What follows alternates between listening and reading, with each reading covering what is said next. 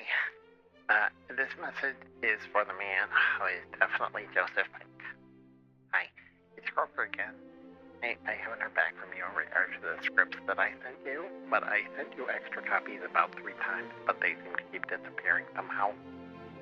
It took me a while, but I found the email of about half the cast and sent some copies, and I got them to forward them all to you.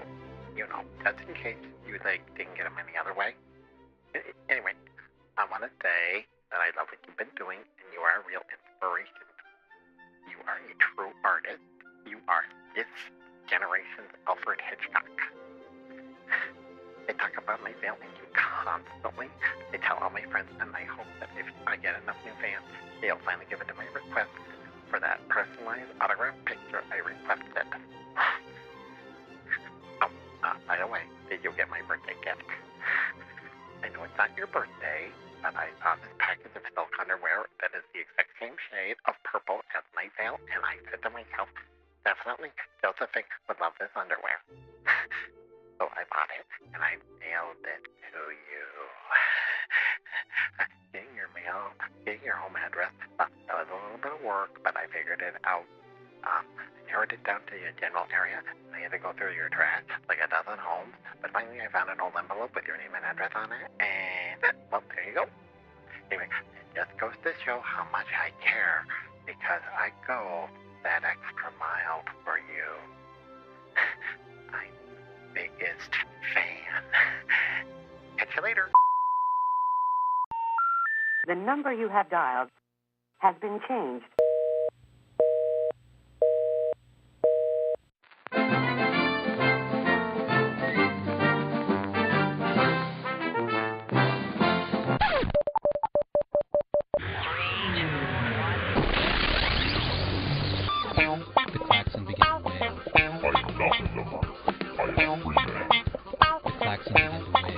My fellow Americans, I'm pleased to tell you today that I've signed legislation that will outlaw Russia forever. We begin bombing in 5 minutes. The klaxon began to wail.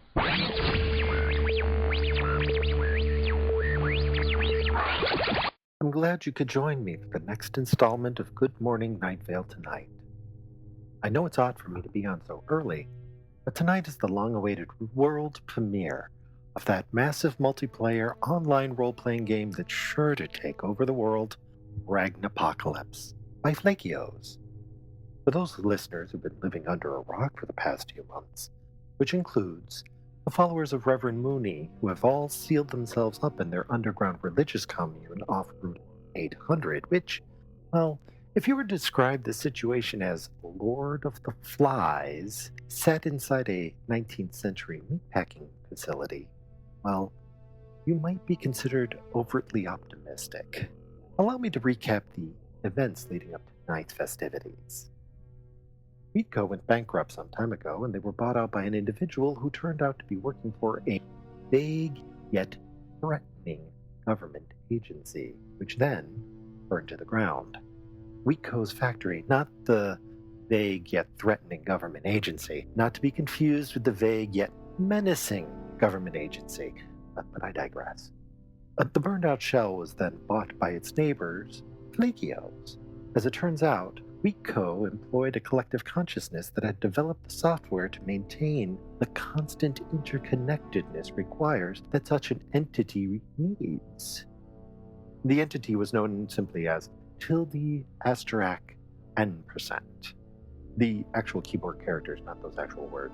Side note, that must look really weird on a driver's license. You know, a tilde, an asterisk, an ampersand, and then 40 different faces all superposed on one another with only the same lifeless, soul, dead eyes lining up.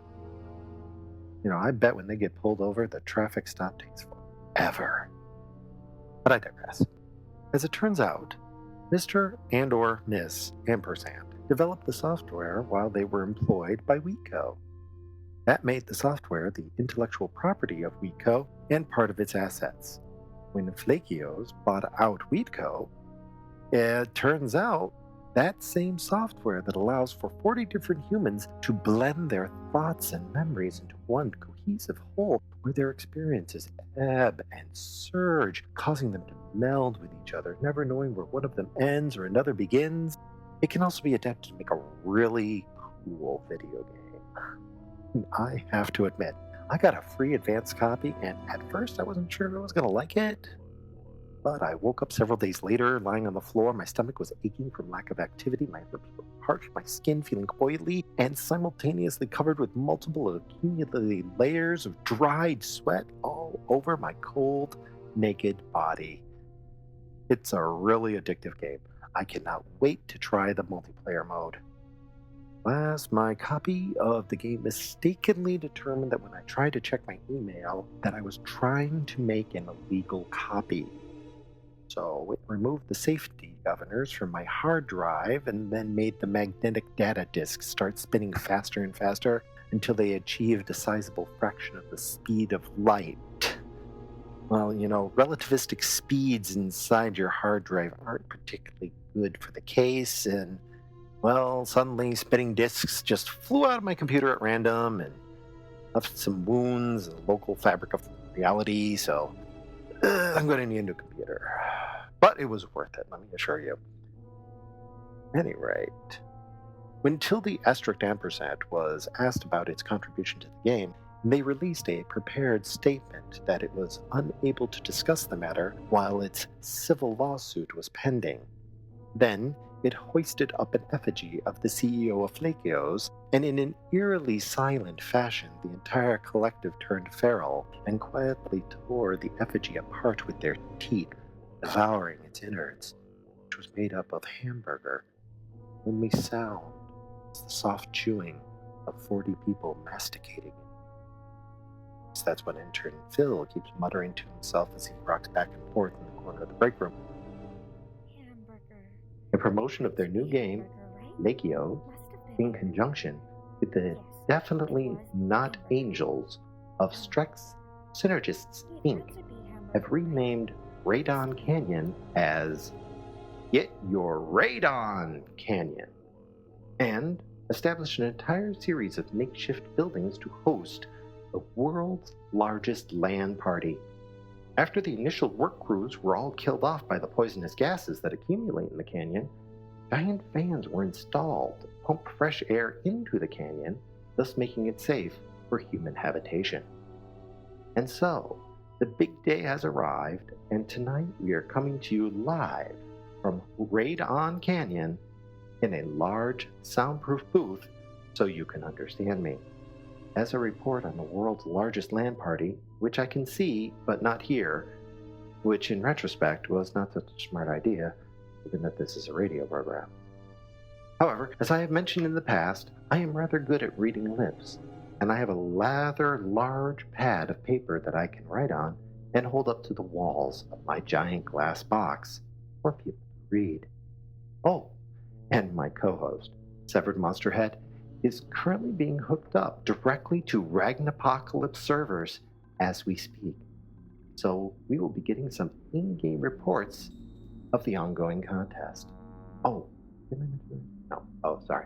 Flakios has offered $250,000 in silver-like metal that they swear was not created by melting down a trans-dimensional pyramid that didn't know when to shut the hell up, as the grand prize for the winner of Ragnapocalypse. The contest, called Last Flake Standing, involves where everyone will fight to the death in a virtual world. All contestants are required to sign a non-disclosure agreement, a safety waiver, and pledge the souls of all they slay to the surface of Flakios. More on this as the night unfolds. But first, a word from our sponsor. Tired of being kidnapped so that the batteries can be replaced in your embedded dental tracking unit? Tired of the sheriff's secret police constantly interrupting your conversations asking, "Would you please speak up?" Tired of the same old drab monitoring devices locked around your ankle? Then come on down to the hottest, trendiest, and amazingest unisex salon in town, Paranoia. Paranoia is not just a beauty parlor for hair care, manicure, pedicures, and therapist buffing, but they also have the coolest tracking and monitoring implants designed by fashion industry leaders. All our equipment is rigorously tested and made from the very latest in technology and dark magic. Paranoia is the only unisex beauty salon that has hair extensions that also work as transmitters to greatly extend the range of the tracking implants. No longer will you have to worry about unmarked vans lurking nearby constantly because agents will be able to pick you up from orbit. Paranoia, we're out to get you. The best prices in town. This has been a word from our sponsor. A development in the search for Jennifer. Secret police have finally called off the search for Jennifer via illegal suicide. They have determined that Jennifer has moved beyond their jurisdiction and they no longer can justify the manpower or risk to continue to search the astral plane for her. Listeners, you may not be aware of this, but I knew Jennifer.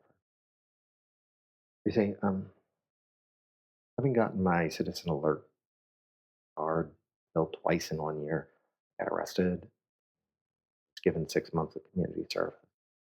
I had a choice between working with the Tarantula Literacy Program or volunteering at the orphanage as part of the Big Brother, Bigger Brother program. I picked the orphanage. Jennifer was a young Shoggoth, having just lost her parents in the war, and not adjusting to her new life at the orphanage very well. Shoggoths don't have vocal cords, and the employees at the orphanage were the usual underpaid and undertrained staff, you know what I'm saying? Just something you come to expect lately. Being the new guy, I got assigned to be your big brother. I remember when we first met, it was just after sundown.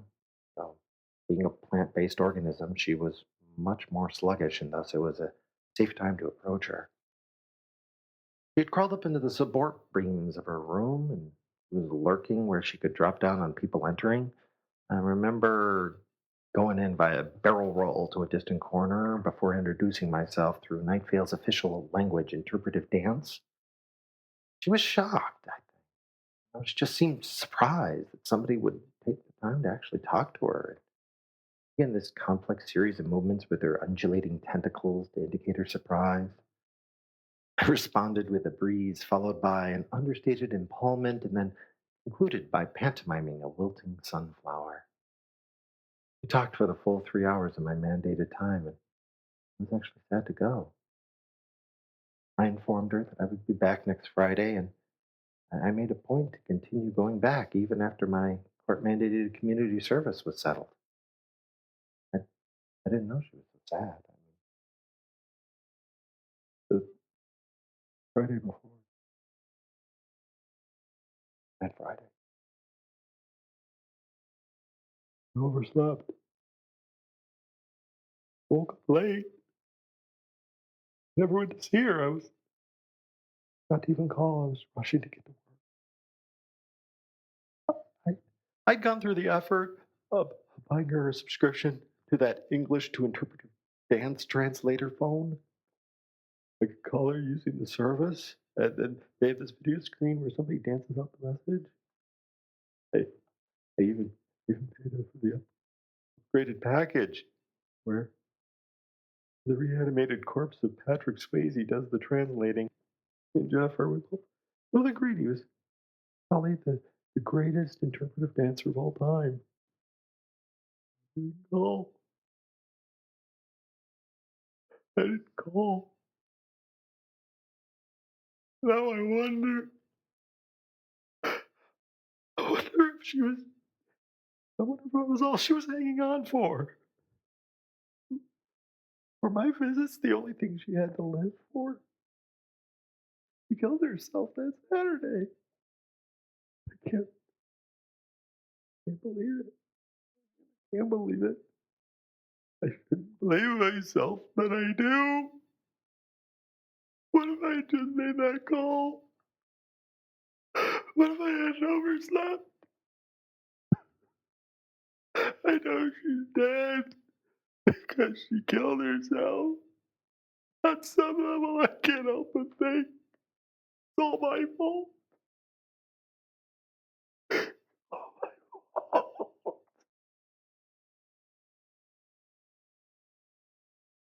And now, back to Get Your Radon Canyon.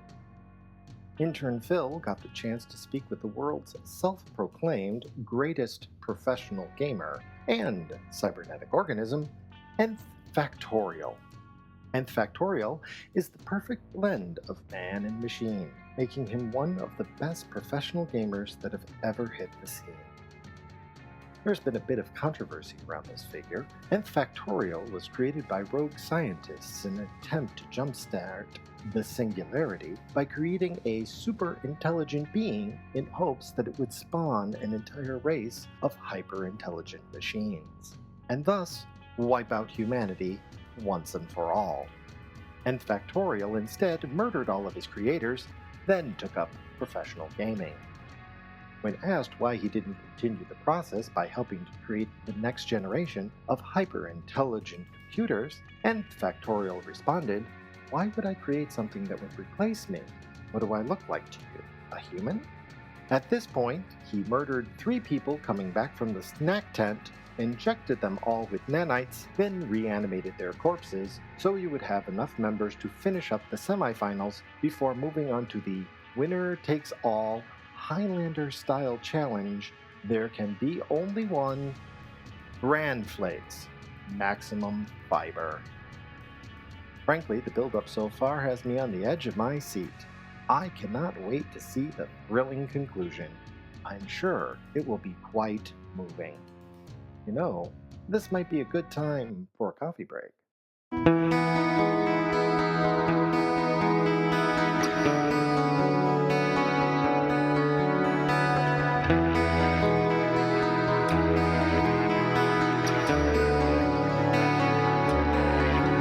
There's a stillness in the night, and the world somehow just not right. These are frightening things that I feel. Are they dreams or are they real? And I cry,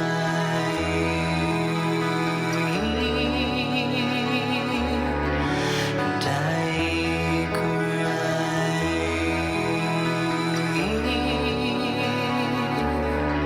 As this crazy world goes spinning by, I cry.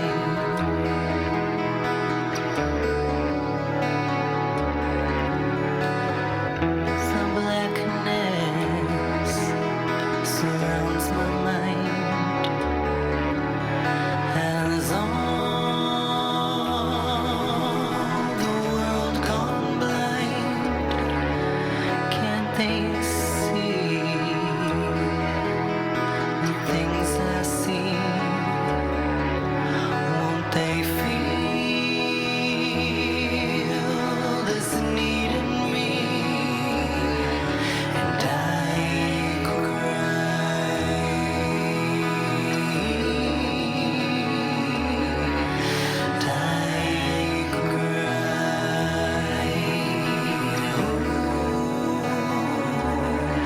as this crazy world goes spinning by, I cry.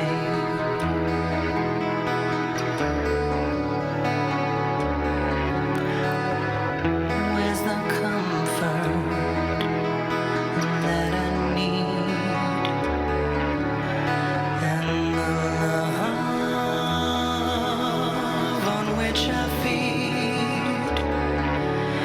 Is there no one left at all to care? Has compassion been swept bare?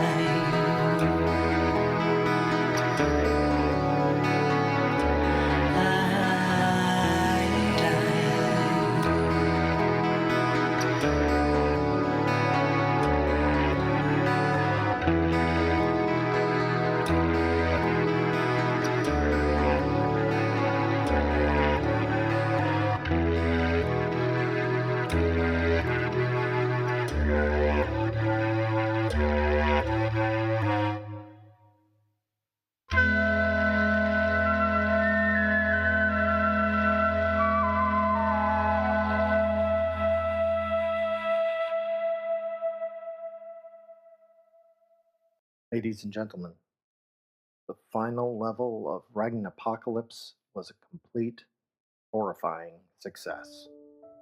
Unfortunately, the program interacted with Nth Factorial's base code, and as a result, a strange blending of reality and virtual reality occurred.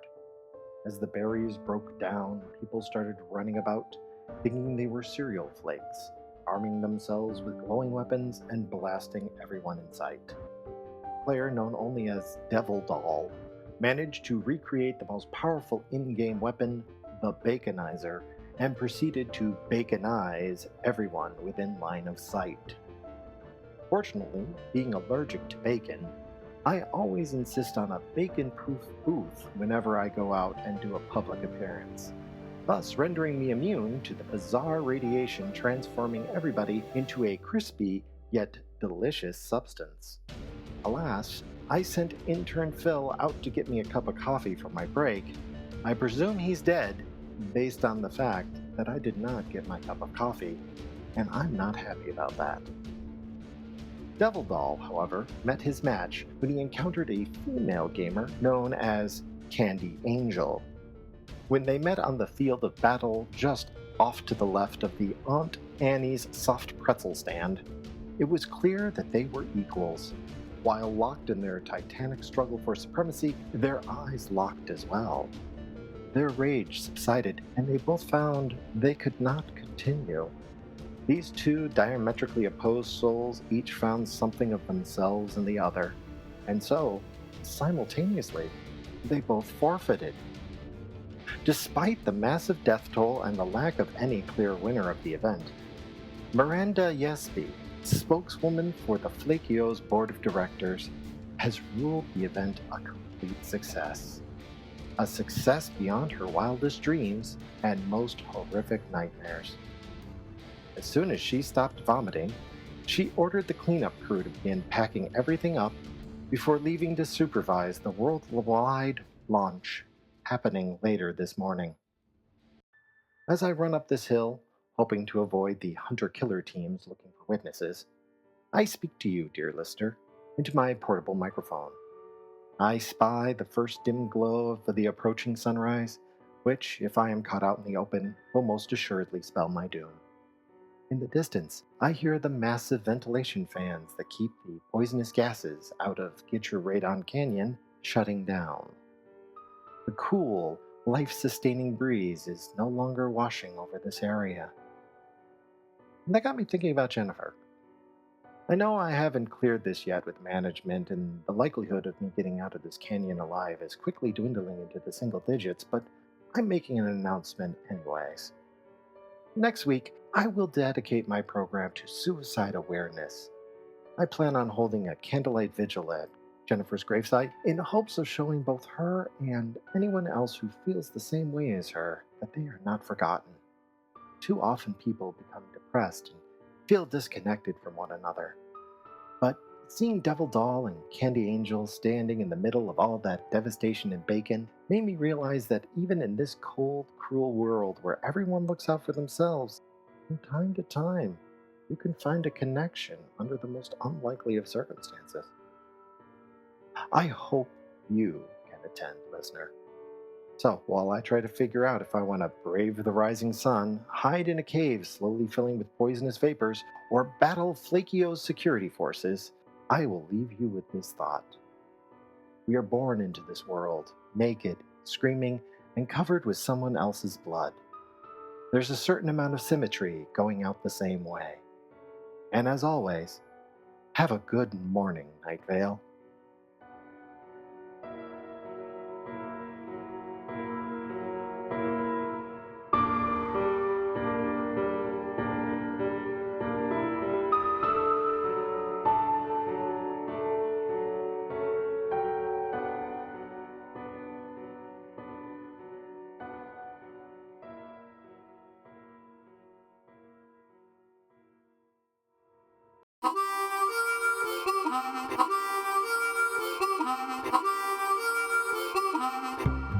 Definitely Joseph Fink is the first contributor to my little project, not to be confused with Joseph Fink.